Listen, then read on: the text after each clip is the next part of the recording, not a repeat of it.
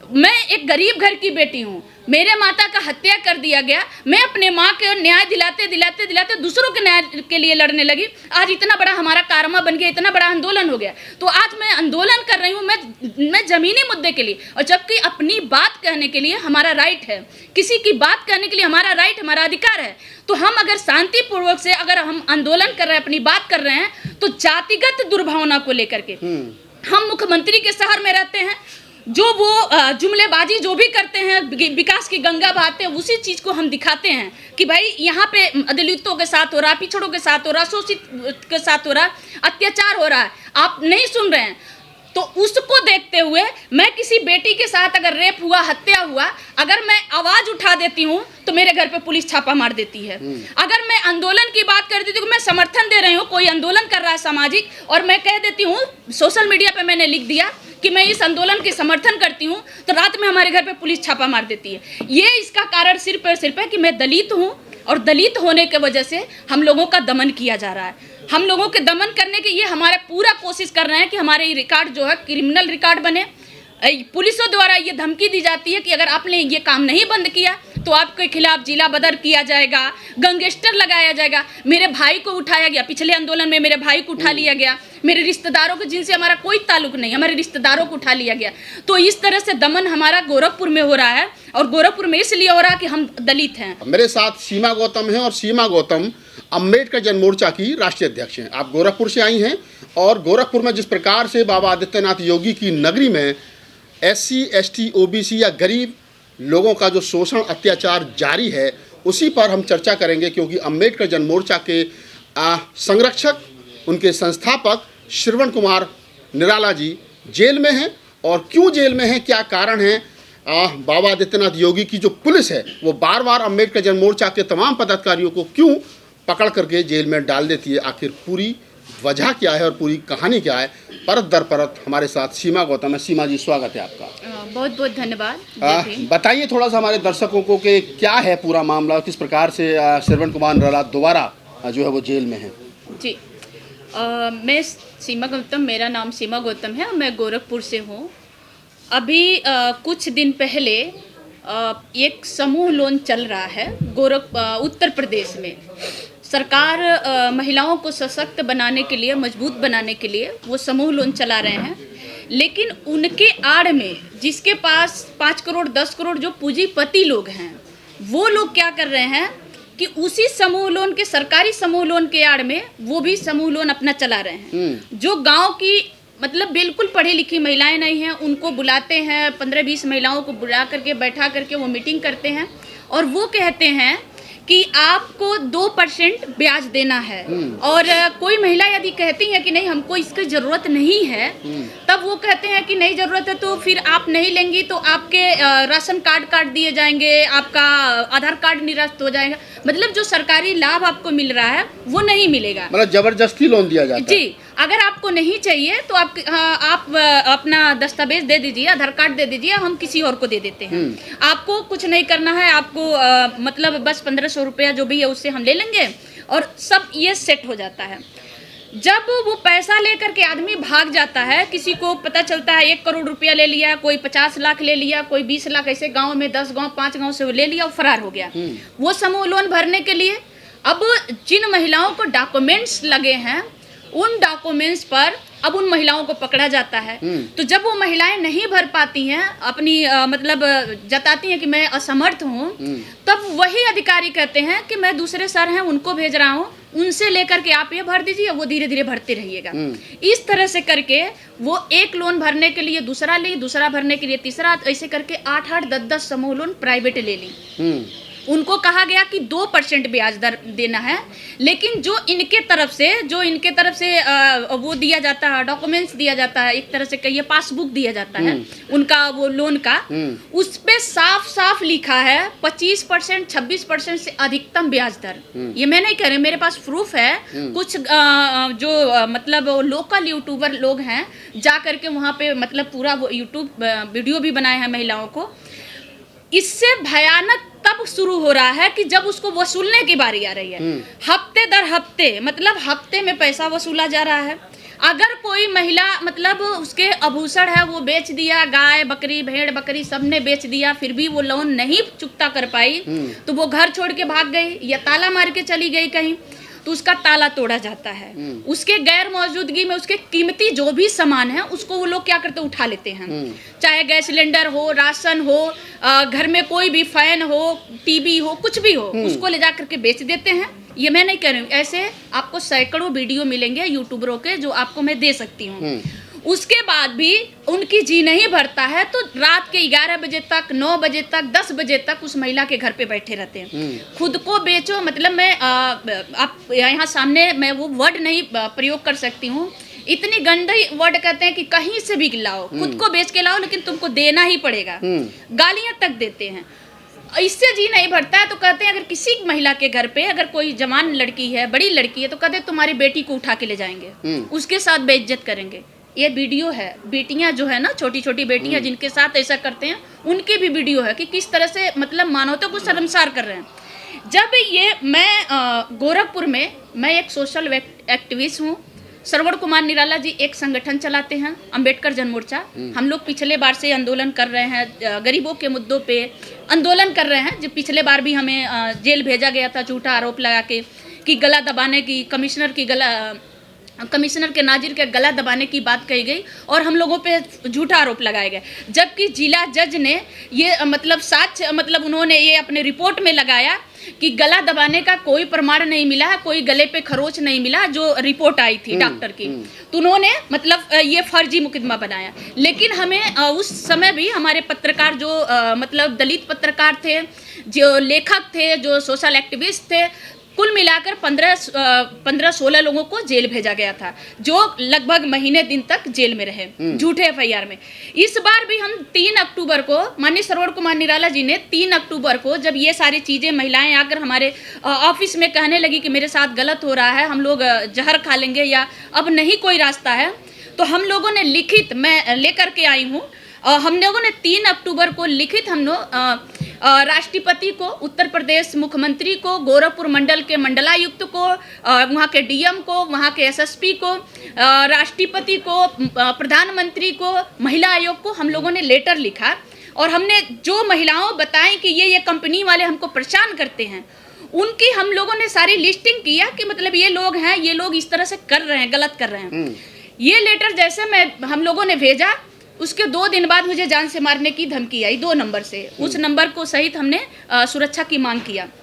इन लोगों को लगा कि अब हम कुछ नहीं कर सकते। हम लोगों को बिल्कुल नहीं पता है कि हमारे नाम पर जा कर के उन्होंने पैसा लिया कि नहीं लिया। जिस क्षेत्र में हमारी कार्यशैली नहीं है, मतलब हम जहाँ रहते हैं वहाँ से 70-80 किलोमीटर 90 किलोमीटर दूर, जिस जिला में हमारा काम नहीं है, जिस जिले में हमारा कोई पदाधिकारी नहीं है, कोई हमारा साथी नहीं है, उस जिले के मतलब फरिंदा थाना क्षेत्र के अंतर्गत हम लोगों के ऊपर एफआईआर लगाया गया, एफआईआर किया गया। एफआईआर में ये कहा गया कि सीमा गौतम, श्रवण कुमार निराला जी इस फरिंदा थाना क्षेत्र के अंतर्गत वो एक गांव में गए, 500 रुपया वो लिए, महिलाओं से दस्तावेज बदलवाए, जबरदस्ती अंगूठा लगवाए। किस गांव में हम गए ये मेंशन नहीं है। भाई हमने दस्तावेज बदलवाए तो वो भी तो आप पेपर में चाहे कहीं भी तो दीजिए कि इस पे इनके अंगूठा लिए, इस पे इन्होंने इस महिलाओं के लिए। कोई उनके पास एविडेंस नहीं है। बस एक शक के आधार पर उन्होंने क्या किया, श्रवण कुमार निराला जी को उन्होंने पहले उठाया। जैसे गोरखपुर में हमारे साथ जातिवादी हिंसा हो रहा है, गोरखपुर की पुलिस पहले उठाती है, श्रवण कुमार निराला जी को उठा लेगी और हमारे घर पे तुरंत छापा मरवा देंगे। मतलब उनको उठाने के आधे घंटा या 1 घंटा बीतता है, मेरे घर पे तुरंत पुलिस आ जाती है, छापा मार देती, तो मैं हम लोगों को पता चल जाता कि मतलब वो अरेस्ट हो गए। जब उठाते हैं पुलिस वाले तो किसी को बताते नहीं, कानो कान खबर नहीं होती है कि किस थाने में, किस जगह, किस जिले में उनको उठाया गया। ले जाने के 8 घंटा 10 घंटा 15 घंटा बाद तब पुलिस वाले ये डिसाइड करते हैं कि अब इन पे क्या केस लगाएं, कौन सा धारा लगाएं, किस धारा में इनको लंबा हम जेल भेज सकते हैं, इनको मानसिक प्रताड़ना दे सकते हैं, शारीरिक कष्ट दे सकते हैं, किस धारा में इनको लंबे तक हम भेजें। तब वो 15 घंटा 14 घंटा 10 घंटा के बाद वो डिसाइड करते हैं। फिर जब अपने पास बैठा लेते हैं तब हमारे ऊपर एफआईआर करते हैं।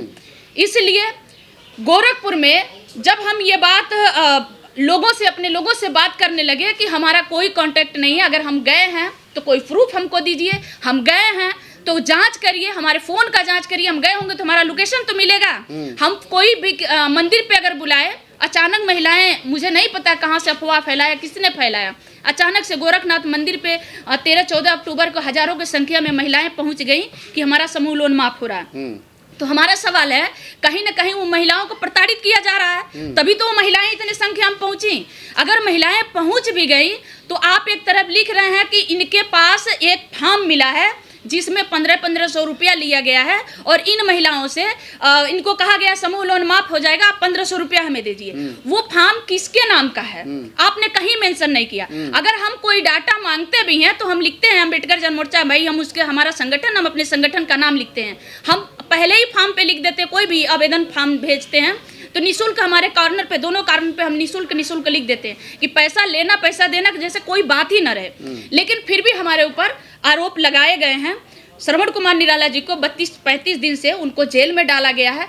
मेरे घर पे पुलिस लगातार दबिश दे रही है। मैं आज लगभग 32-35 दिन से, जिस दिन से FIR हुआ, मैं अपने घर पे नहीं हूँ। गोरखपुर में जब मैं लोगों से बात की तो गोरखपुर में जो न्यूज़ 21-20 में जो न्यूज़ अमर उजाला के अखबारों में जो छपा, तो एक साइड वो छाप रहे हैं कि समूह लोन के मतलब माइक्रो फाइनेंस वालों ने कितने लोगों को प्रताड़ित किए, कितने लोग मर गए हैं। ये हमारे पास डाटा है, मतलब उनकी न्यूज़ की, कि कितने लोग मर गए हैं, कितने लोग घर छोड़ दिए, कितने लोग मानसिक रूप से डिस्टर्ब हो गए, कितने घर छोड़ने मजबूर हैं, कितने जहर खाने मजबूर हैं।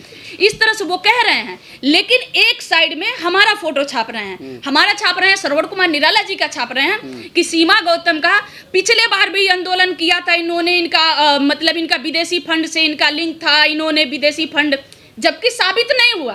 विदेशी मंत्रालय तक लगा दिए थे माननीय मुख्यमंत्री योगी आदित्यनाथ जी, लेकिन एक भी साबित नहीं हुआ। फर्जी मुकदमा वो हुआ था 10 अक्टूबर को, जो आंदोलन, जमीन आंदोलन हम लोगों पे लगाया गया, वो फर्जी मुकदमा हुआ। फिर भी वो आज भी उसको लगा करके कह रहे हैं कि इनका पहले से भी श्रवण कुमार निराला का आतंकवादी संगठनों से संपर्क पाया गया है। श्रवण कुमार निराला जी गोरखपुर के चौरी चौरा से वो आते हैं, केवला चक उनका गांव, उनके पिताजी गन्ना विभाग में नौकरी करते थे। वहाँ पे लोग हमारा साथ नहीं दे रहे हैं, छाप रहे हैं, एक तरफ छाप रहे हैं कि हाँ माइक्रो फाइनेंस वाले गलत कर रहे हैं। मैं बताऊं, कुशीनगर के ASP साहब का बयान आया है, 5 लोगों को उन्होंने गिरफ्तार कर लिया है, फिर भी वो हमको कह रहे हैं कि नहीं ये आतंकवादी हैं, इनका लिंक इनसे मिल रहा है, उनसे मिल रहा है। तो इसलिए मैं यहाँ गोरखपुर से मैं यहाँ चल कर आई हूँ, आप लोगों से न्याय मांगने आई हूँ। मैं अपने लॉयर, यहाँ पे हमारी एक लॉयर हैं, हमारे अधिकारों का, मौलिक अधिकारों का हनन किया जा रहा है, तो मैं यहाँ सुप्रीम कोर्ट में भी दरवाजा खटखटाऊंगी, क्योंकि मुझे डर है कि 15 घंटा 14 घंटा पहले आप उठा रहे हैं तो उसके बीच में आप हमारे खिलाफ कोई बड़ी षड्यंत्र कर सकते हैं। आज छोटी छोटी घटनाओं में दिखाएंगे, कल के लिए अवैध असलहे रख देंगे, अवैध कोई चरस, अफीम, गांजा रख देंगे और कहेंगे कि सीमा गौतम ये तो नक्सली है, ये तो चरसों का धंधा करती हैं, ये तो अवैध हथियारों का धंधा करते हैं। श्रवण कुमार निराला जी को फंसा देंगे या उनको फिर इनकाउंटर कर देंगे, फिर कहेंगे कि ये तो भाग रहे थे, इनकाउंटर में मारे गए, और फिर फाइल बंद हो जाएगी, कोई भी कुछ नहीं कर पाएगा मारने के बाद। इसलिए मुझे डर है, पूरी डर है, क्योंकि साल भर में 6 बार, मतलब 2 महीना तो लगातार मेरे घर पे छापा पड़ी और 6 बार हम लोगों की गिरफ्तारी हो चुकी, 6 बार हमारे ऊपर FIR हो चुके और निराला जी 4 बार जेल जा चुके। अच्छा सीमा जी, थोड़ा सा इसमें हम इसको बातचीत को कंप्लीट करेंगे जी। इसमें थोड़ा सा हमारे दर्शकों को ये बताइए कि अभी जो श्रवण कुमार निराला जी को जेल में डाला है गोरखपुर की पुलिस ने, क्या आरोप लगाया उन पर, जो आप शॉर्ट में बता सके तो? वही आरोप लगाया कि श्रवण कुमार निराला जी सीमा गौतम 70-80 किलोमीटर दूर जाके, जिस गांव में हमारा लिंक नहीं है, उस गांव में जाके 500 रुपया लिए महिलाओं से, और उन्होंने कहा कि उनकी दस्तावेज बदलें, और उन्होंने कहा कि हम तुम्हारा समूह लोन माफ करा देंगे, इसके एवज में हमको 500 रुपया दो। और यही है कि मतलब धोखाधड़ी हमने किया, हमने दस्तावेज बदला, हमने लोगों को लूटा है। ये अभी स्थानीय पुलिस या प्रशासन जो है वो जमानत को लेकर क्या कोर्ट भी गए हुए, कोर्ट क्या क्या कह रहा है? जिला जज ने ये कहते हुए उन्होंने खारिज कर दिया बेल कि ये कोर्ट, हाई कोर्ट जाइए, हमें ऊपर से दबाव है। देखिए वहाँ एक अजीब सी बात है कि अगर जब हम अधिकारियों से बात करते हैं, अगर अपनी राइट को रख करके बात करते हैं, तो कहते हैं मैं कुछ नहीं कर पाऊंगा, मेरी नौकरी की सवाल है, ऊपर से दबाव है। तो ऊपर से दबाव का मतलब आप समझ सकते हैं। हम वो सीधे एक बात में कह दे रहे हैं कि ऊपर से दबाव है, आप हाई कोर्ट चले जाइए। तो हम हाई कोर्ट में मतलब हमारे लोग हैं हाई कोर्ट में बेल उनके अप्लाई के लिए किए हैं, और हमारा तो वैसे भी खारिज होना है। पिछले बार 2 महीने के बाद हमको बेल मिली थी, तो इस बार तो हमें पूरा मेन आरोपी मुझे ही बनाया गया। उनके नज़र में हम ही समाज से पैसा खींच रहे थे, और श्रवण कुमार निराला जी सहयोगी हैं, वो पैसा भर रहे थे। तो वो पूरा मतलब हमारे ऊपर हम ही को आरोपी बना दिया गया। तो इस बार हम लोगों पे लूटने के जनता के, लेकिन किसको लूटे हैं, कौन लूटे हैं, किस गांव में लूटे, कोई प्रूफ नहीं है। तो FIR है, हम आपको दे सकते हैं। तो आप सीमा गौतम, जैसा मैंने इनके परिचय में बताया, आप अम्बेडकर जन मोर्चा की एक बड़ी जिम्मेदार पदाधिकारी हैं, और अम्बेडकर जन मोर्चा उत्तर प्रदेश का जो पूर्वांचल इलाका है, वहाँ गांव-गांव में गरीबों के लिए, शोषितों के लिए, पीड़ितों के लिए उनकी मुखर आवाज़ है। जिस प्रकार से उन्होंने अपनी पूरी दर्द भरी कहानी आपको बताई है और सुनाई है कि किस प्रकार से गरीबों का साथ देने के चलते उन पर झूठे मुकदमे किए गए हैं, और पुलिस प्रशासन कहीं ना कहीं दबाव में है। तो आप समझ सकते हैं कि गरीब, शोषित, पीड़ित और दलितों का उत्तर प्रदेश के अंदर क्या हाल है, जहां ये कहा जाता है कि सबका साथ हो, सबका विकास हो। आपकी इस पूरी बातचीत के बारे में क्या प्रतिक्रिया हमें कमेंट सेक्शन में बताइए, और मुझे दीजिए इजाज़त। धन्यवाद।